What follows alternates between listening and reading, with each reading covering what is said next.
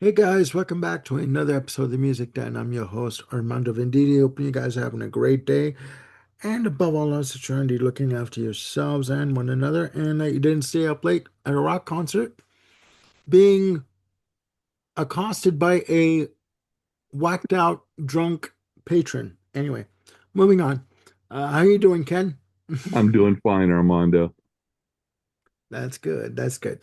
Ladies and gentlemen, forgive the rambling of the intro. We are here to talk about album anniversaries, specifically albums celebrating their anniversaries, their 50th anniversaries for the month of June. Okay. It's going to be one of those shows. We got four albums to talk about, and it's quite the list here. Now, the first one on the list we have from the band Brand X called Unorthodox Behavior. It is the band's debut release, released on June 18th, 1976. The album was recorded from September to October 1975. Now, Brand X, or jazz fusion outfit. The album was produced by Brand X and Dennis McKay, released on Charisma Records in the UK and Passport Records in the US, and then later pressings were released on Gem Records. The album has an overall playing time of 41 minutes and 1 second. Now, Brand X is an interesting case. Brand X, as I said, jazz fusion outfit, featuring one Phil Collins, I do believe you heard of him, on drums. He worked with the band on and off during downtime with Genesis. Now, performing on the album, as I go through my notes here, because I need my notes, on this release, we have Robin Lumley, sorry. It's one of those days. On electric and acoustic guitars, Moog synthesizer, string synthesizer, etc. John Goodsall on electric and acoustic guitars, Percy Jones on electric and acoustic bass, marimba, and the one and only Phil Collins on drums, percussion, and vibraphone. Okay. Now, as customary with these episodes, I will give my opinion at the very end. Ken, what is your view on unorthodox behavior? And we're talking about the album, by the way. Yeah. Um, okay. Unorthodox behavior. Brand X. I was a little bit late coming to the table with this band. Um, I discovered it mid to later 80s. Um, and then several years ago when they put out a box set, um, I did get that. This is the only album I bought at the time back in the 80s. Was really kind of a mind opener. I was not familiar with a lot of jazz fusion at the time. Hmm. Uh, I really liked the virtuosity of the musicianship on this. Obviously, instrumental only stuff. Um, so this was new to me, and I enjoyed listening to it. The box set came out, and I listened to it, to all of it again, and haven't really gone back to it. So, in preparation for this video, I listened to it about a week ago, um, and honestly, it hasn't aged well with me. Um, there's a fair amount of mid to late 70s production value. I mean, it's recorded and mixed very well, but it's the instrumentation and the style of some of the instruments, especially the keyboards, um, is very 70s. Oh, yeah, Um, very much so, so. and I don't mind electronic keyboards and whatever like that, but it just kind of has that early synthesized funk sound. Uh, it just hasn't weathered well with me. Okay.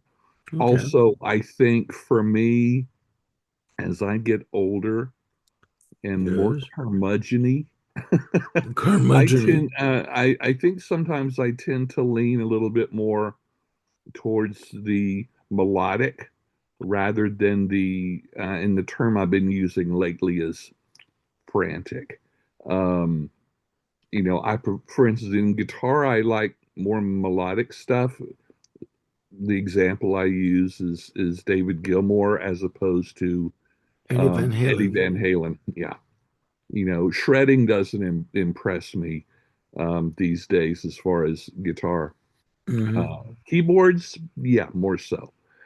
But anyway, so just in general, there's stuff I like about it. On track two, Euthanasia Waltz, I do like the acoustic guitar work there, partially because that's kind of breaks the mold a little bit for an album that is so um, um, electronic, as far as electric guitar and keyboards and stuff like that. I did enjoy that, but a lot of the others, um, just too much of that jazz funk, I guess. Yeah. But it is incredibly well done. It's fascinating um, to know that this is Phil Collins Hmm. playing drums because this is so different from the popular Phil Collins that most of us are familiar with. So as far as um, a jazz fusion album, I think it's a very good album. But just for me personally, just not at the top of my list at this point in time. Hmm. Um, and like I said, my tastes have kind of modified as I gotten older. Plus, it just depends on the mood I'm in. Yeah. Sometimes I want something a little bit mellower or whatever. So, but saying that, I'm not a music expert by any means. Yeah. Got a lot of great respect for Brand X and this album in particular. But for me, it's just not my thing at this time. Okay. All right. Uh, mine, I came to the table even later than you. First time I heard this album was 2021, Okay. very late. I've been ill. No, it's just it was one of those things. Uh, yeah, it's a good album. This is Phil Collins stretching his musical muscle, Yeah. just flexing a little bit and just saying, okay, you think that you know me from the progressive rock stuff with Genesis and and later what I would do pop wise. Listen to Mhm. this. Yeah. Uh, Out of the gate, it's heavy. It is frantic. Uh, a lot of use of what I call popping bass, Yes. sort of plucking bass notes Yeah. and just the experimentation of that. Songs like Born Ugly, track three, Hmm. you how can you not like a song called Born Ugly? That's Uh, right. um, just again, there's a lot of experimentation. Hmm. The John Goodsall's guitar tone on this is um, really noticeable for me. Yeah. It's really thick and really pronounced. Yeah.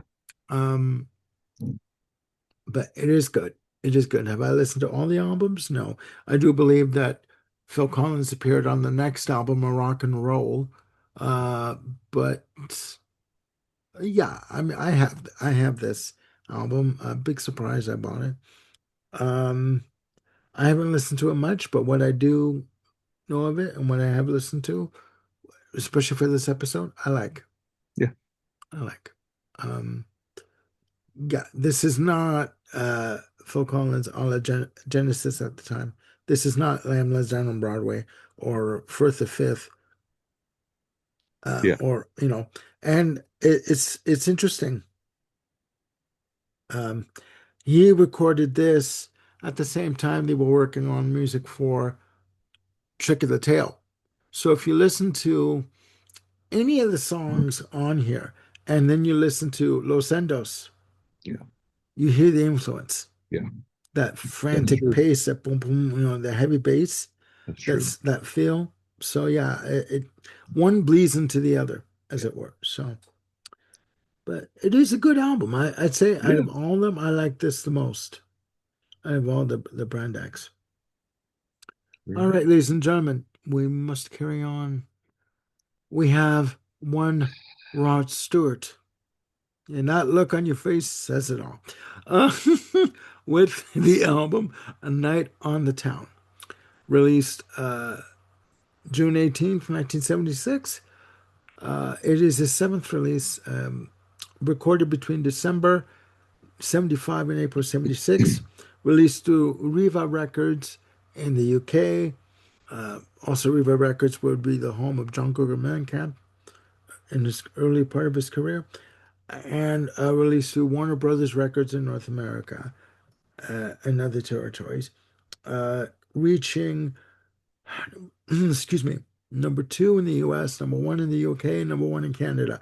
Produced by Tom Dowd, featuring the hit Tonight's the Night, along with The First Cut is the Deepest, a cover of Cat Stevens. Ken, take it away. Okay. Regardless of how I feel about this album, I think that Tom Dowd doesn't get enough credit for the success of this album. Tom Dowd is an excellent producer. That having been said, this is where Rod lost me. Ooh, Um, yeah. Um, I bought this album expecting some good Rod Stewart.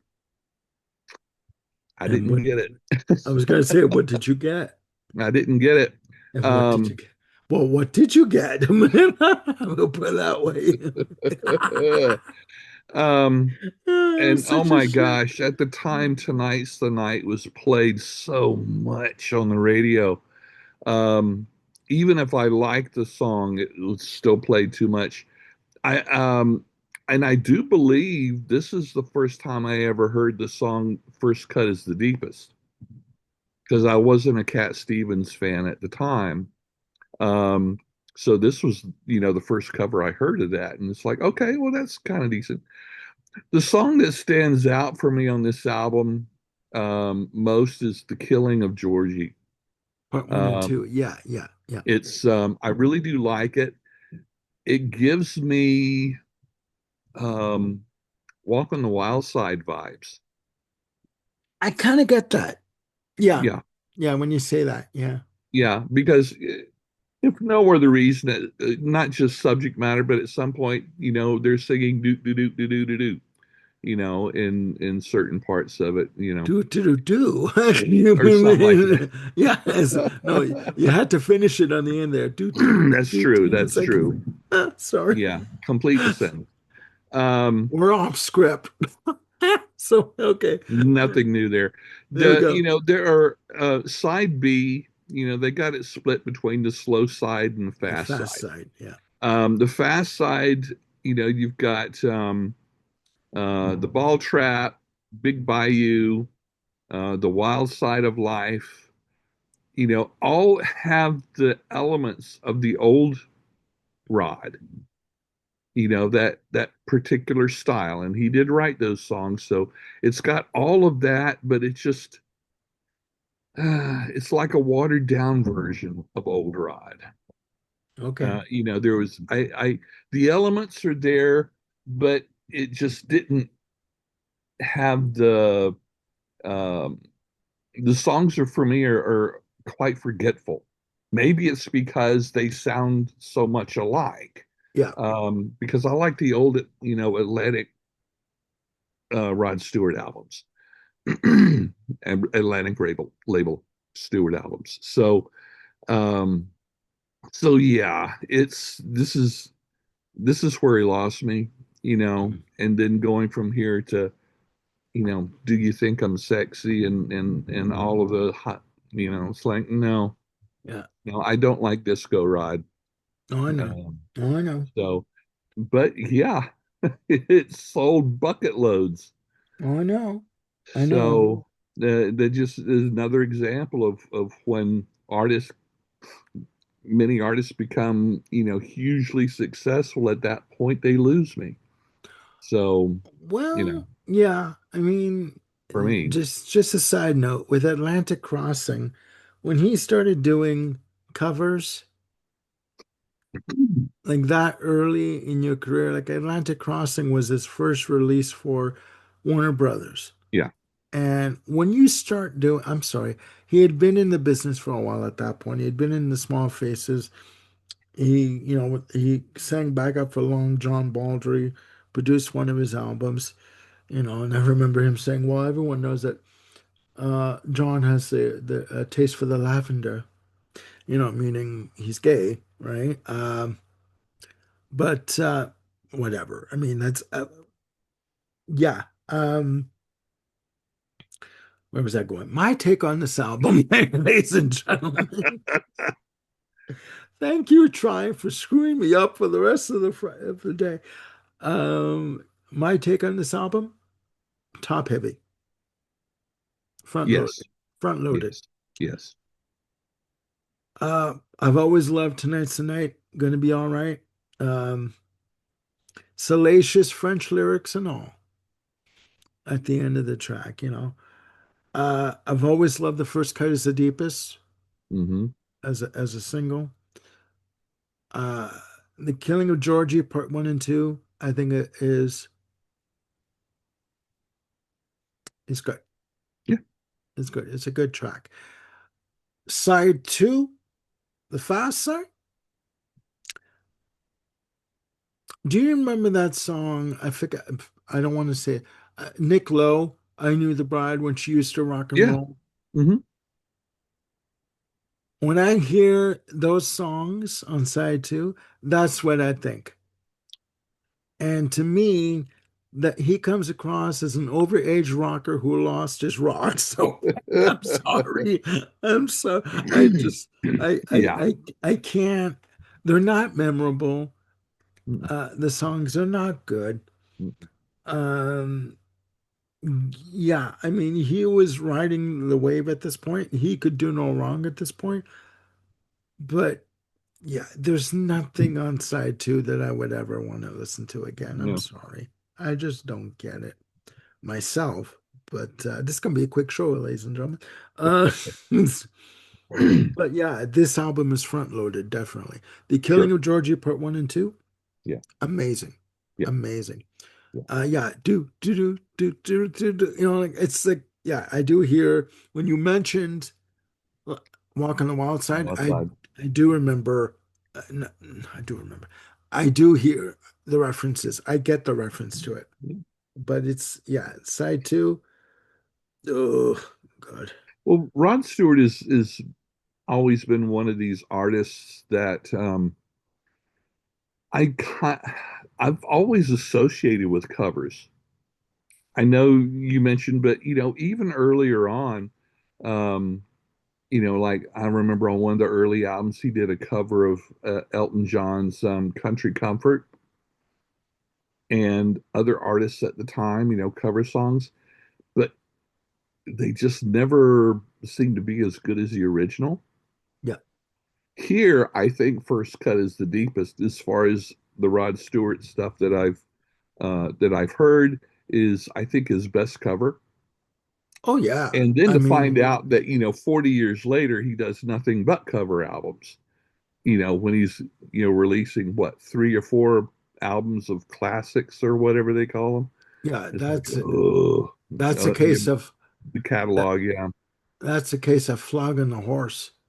Oh, Wringing everything that you can get out of the Great American Songbook until yeah, yeah. until you can get no more. I I mean, know. that's just the I way. know. And it after a while, it got like two albums at the most, and then I would have just moved on. But you can thank Clive Davis for that and J Records. You know. You're right. You're Uh, right about but that. there you go. All right. All right, ladies and gentlemen, we must move on. This is going to be a quick episode. The third album in our list here, the Alan Parsons Project, Tales of Mystery and Imagination, released on June 25th, 1976. The music on this album is based on works from one Edgar Allan Poe. Okay. Uh, Recorded from July of 75 to January of 76. It is the band's first release. Alan Parsons, as you know, producer, engineer, worked on Dark Side of the Moon, also produced albums for Pilot, among others. You know, remember Pilot? Oh, ho, ho, it's magic. You know, never believe it's not so. There we go. Who knew? Anyway, moving on. Uh, the album was produced by Alan Parsons, released through Charisma Records in the UK and 20th Century Fox Records in North America. There were the singles of the album were "The System of Dr. Tar and Professor Feather." Oh God, get that Tar and Feather? There we go. "The Raven" and "To One in Paradise." Now, the reissue of this album featured spoken dialogue and narration from one Orson Welles. That was done. Okay. Now, this album is listed as prog rock, symphonic rock, pop rock, hot rocks, whatever. Um, so, before I give my opinion, Ken, Okay. Um, I have been a fan of Poe for many decades. yeah. I had very high hopes when I discovered this album. I don't get it. Um, Okay. okay. My primary thought on the album is um, good sonics and production. Amazing. Un Yeah, unparalleled. But I find the songs forgetful. Is this considered prog because there's a central theme? I don't know. I haven't heard that reissue with the Orson Welles in it. That might make a difference. I'm gonna find that and listen to it.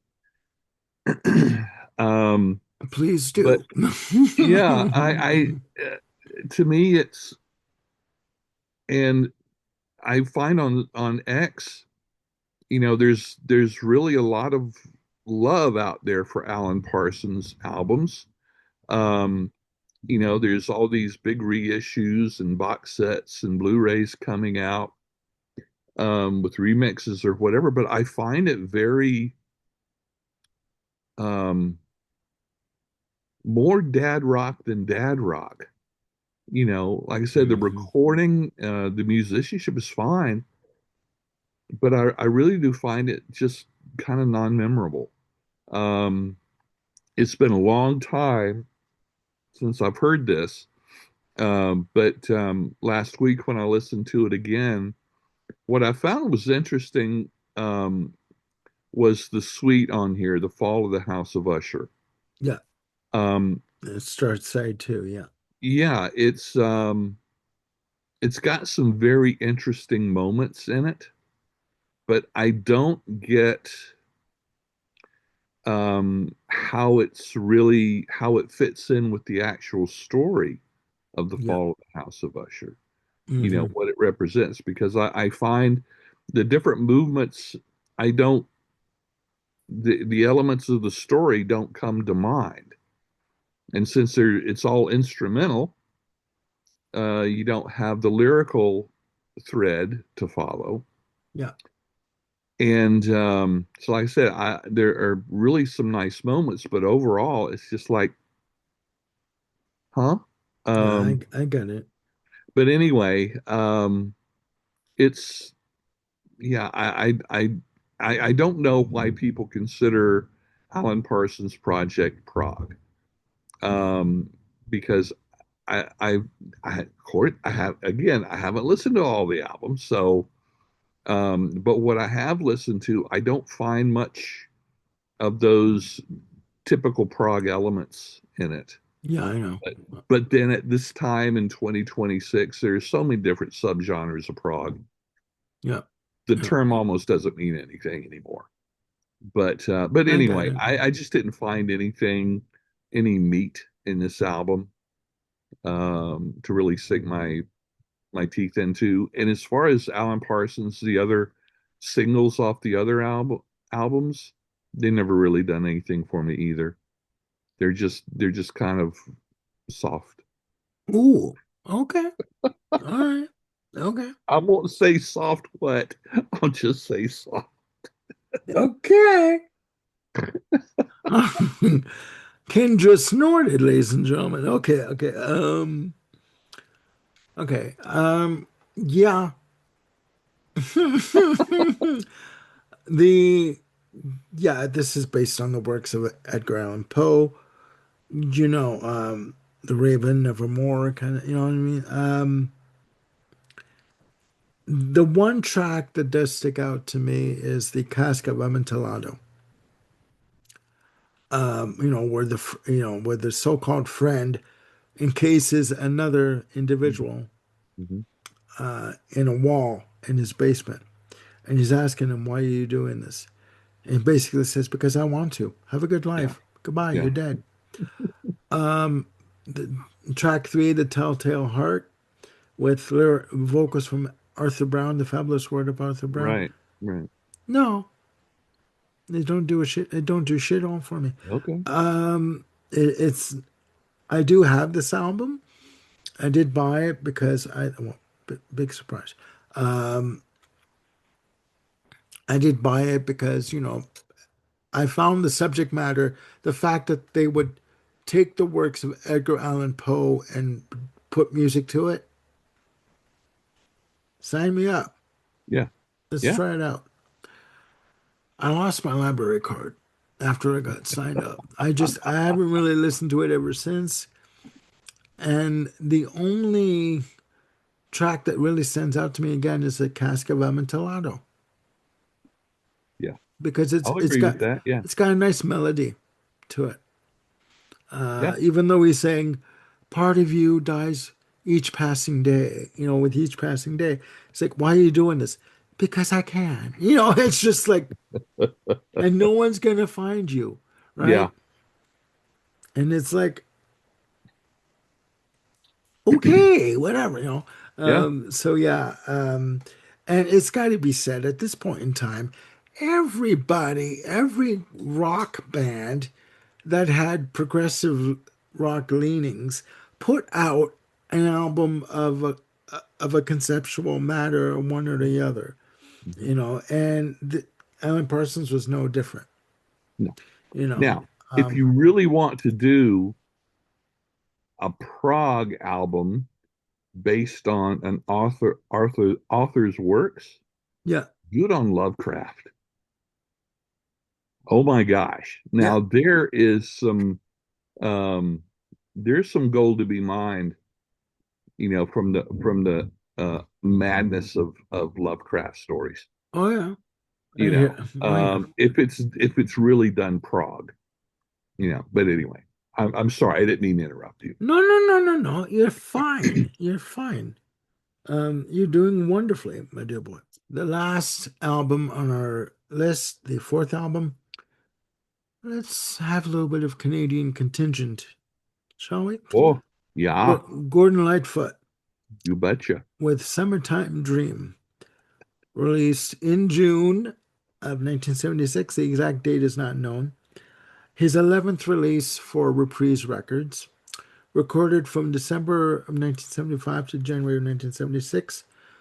So, yeah, very short. Um, Album produced by Lenny Waronker and Gordon Lightfoot. Three singles released from the album, those singles being Summertime Dream, the title track, The Wreck of the Edmund Fitzgerald, wonderful piece, and Race Among the Ruins. The album has a whopping playing time of 37 minutes and 26 seconds. Again, perfect for LP, too short for CD. Now, before I hand it over to Ken, this album would mark the end of Gordon Lightfoot's reign on the country, folk, pop charts in terms of chart success. From here on out, he'd be releasing albums, but they would go down ever so slightly in terms of popularity. This was considered to be his zenith. in terms of popularity. I don't know if I agree with that, but it is what it is. Ken, your history and view of this album, take it away. Done. Believe it or not, this is um, the I found the most enjoyable of the four albums for this listen. So did I. Um, it's let's face it, the '70s music had a lot of, you know, a, a huge list of great albums. Um, this is part of the good side, Hmm. because I think there was probably more bad than good in the '70s, especially as disco started coming in. Um, um, I'm not I'm not going to say I'm not a fan of country pop or folk or whatever you want to call it. It just really does depend on the artist. I find in that genre, I think this fits that genre very well. Hmm. I think Lightfoot, as far as the music writing, I think it's great. I Hmm. think the performances on this, um, it the what really gives it the country aspect is the use of steel guitar on this, Yeah. but it's not overdone. No. There's a lot of time, country rock or country that steel pedal guitar is almost mixed hotter than the vocals, lead vocals or whatever. It's just overwhelming. But Yeah. this isn't. It's done, I think, very tastefully. Again, the performances are wonderful as my light moves out of the way. Excuse me, folks. Sorry about that. Um, the the album for me has a very intimate feel that I enjoy. Um, you Yeah. know, uh, Seeing him in a very small venue, hearing this Picture, album, yeah, in a very picture, small, sorry, yeah, not to cut you off. Picture Massey Hall in okay, Toronto, like 10,000, yeah, let's say, or yeah, maybe, yeah, or a small club, yeah, yeah. I a didn't mean large to cut, living room, yeah. yeah, I didn't mean to cut you off. I No, apologize. no, that's fine. You're absolutely right. Yeah. What I find interesting about his songwriting is a lot of his songs often don't have a chorus. Whatever is part is maybe repeated as a chorus. It's just a very short section that's just pinned on the end of the verse. Hmm. So it's not technically a chorus, and and I find that very refreshing, breaking that so common formula. Um, of course, the wreck of the Edmund Fitzgerald is just, double chef's kiss. It's just such an incredible story, Yeah. Very incredible haunting. song. It's Very very haunting. haunting. It's done very well. Um, it's a lesson in instrumental and actually overall subtlety. It doesn't sacrifice anything for the story. No, no, very much That so. I Yeah, agree. the story is first and foremost, and it's just absolutely amazing. I never tire of hearing this. I don't either. Um, not every not every verse is done exactly the same way. It's not locked into a very hard pattern. The instrument little 4-bar instrumental parts in between the verses. It's not the same every time. So there's this element of not knowing exactly what's going to happen next. Hmm. Um, oh yeah, and then it goes into "I'm Not Supposed to Care." I Hmm. find that an incredibly tender ballad Hmm. that works very well for me. Um, um, I don't think there's a song in this album that I don't like. There's just some I like more than others. Of course. Um, I specifically, and this is the first time I've listened to this album all the way through. So it's Mhm. like kudos. I found the other one I found specifically appealing to me is Spanish Moss. You know, Mhm. but there are no to me there are no bad songs on this album. I think it's a very incredibly solid album. Um, uh, it was a welcome break to, like I say, the and I listened to these albums in order that we're covering them. Oh boy. Oh boy. So yeah, this was it's like making it through a dinner of liver and Oh, cauliflower, but then you do get a banana split at the end. oh my God. So Yeah. Okay. this is the banana split of the set. Of this set. Okay. Um, yeah, it's not something, I wouldn't buy a box set of it, or a Blu-ray or whatever, like Yeah. the things I really, really do love. But it was a good palate cleanser.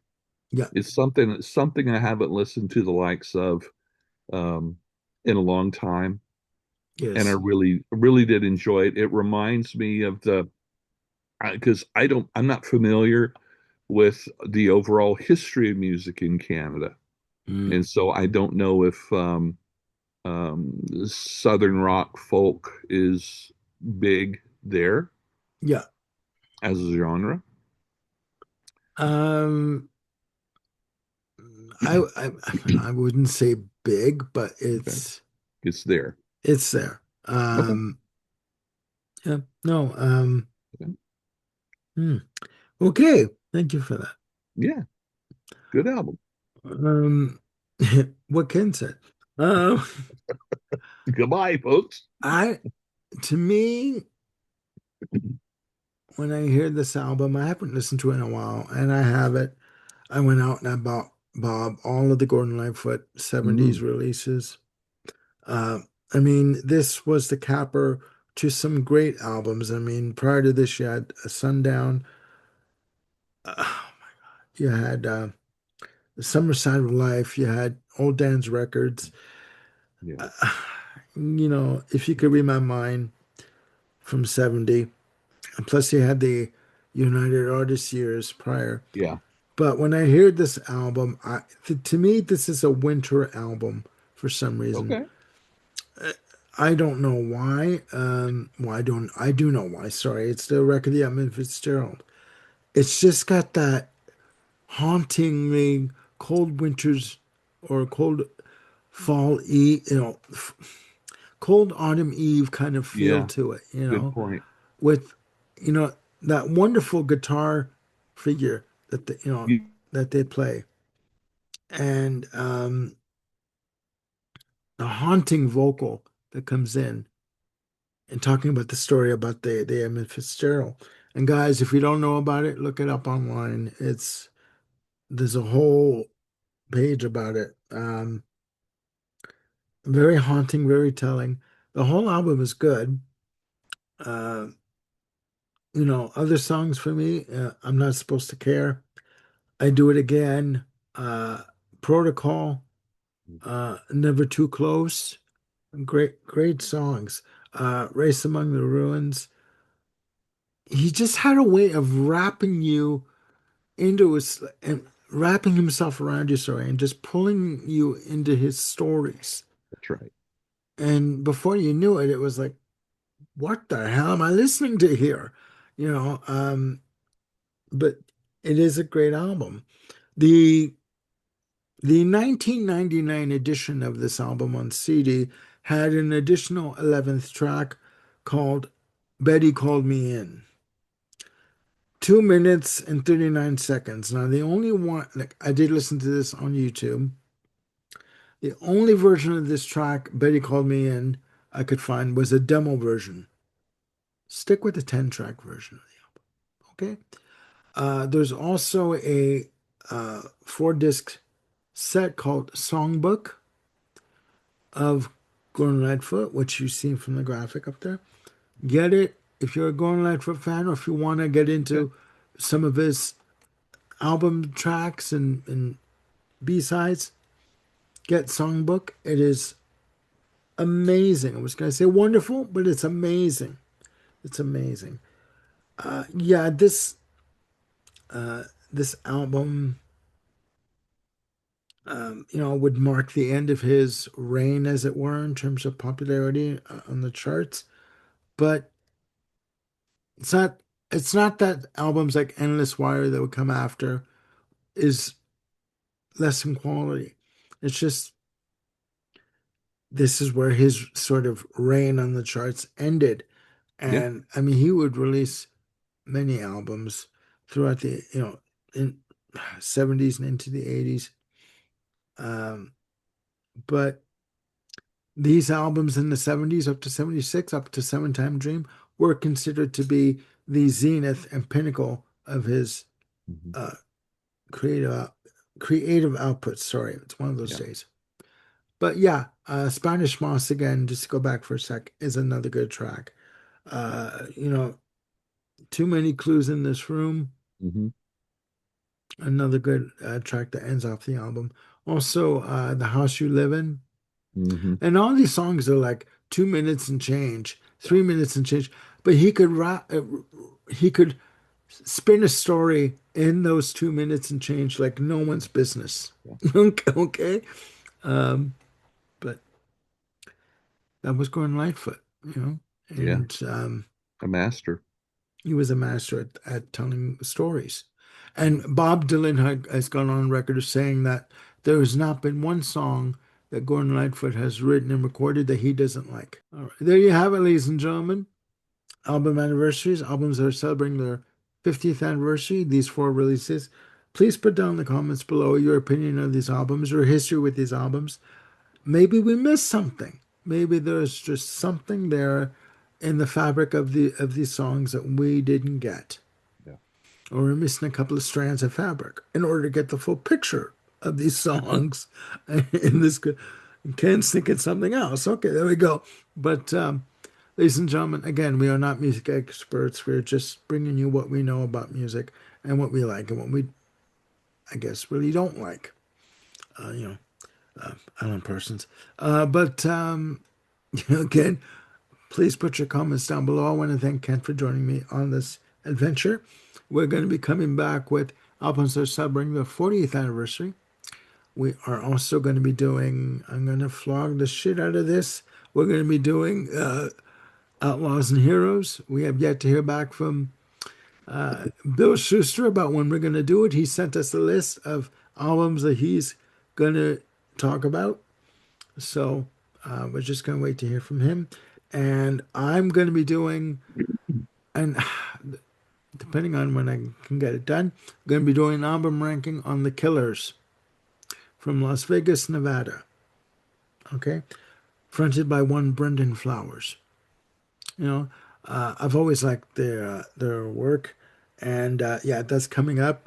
It may have aired prior before now, may not. You never know. So stay tuned for that. And we're going to get more shows put together and get them to you as quickly as we possibly can. Yep. All right. So please stay tuned for that. Click like and subscribe and hit the notification bell to keep yourselves in the loop for any new episodes you got coming up. We are now on X. Please follow us on X. And because we're likable people, we really and truly are. Believe it or not. Yeah. You may not believe it, but there you go. All right. For Ken Cheshire, I'm Armando Venditti signing off, and I will see you soon again on the Music Den. Please look after yourselves and each other. Bye for now.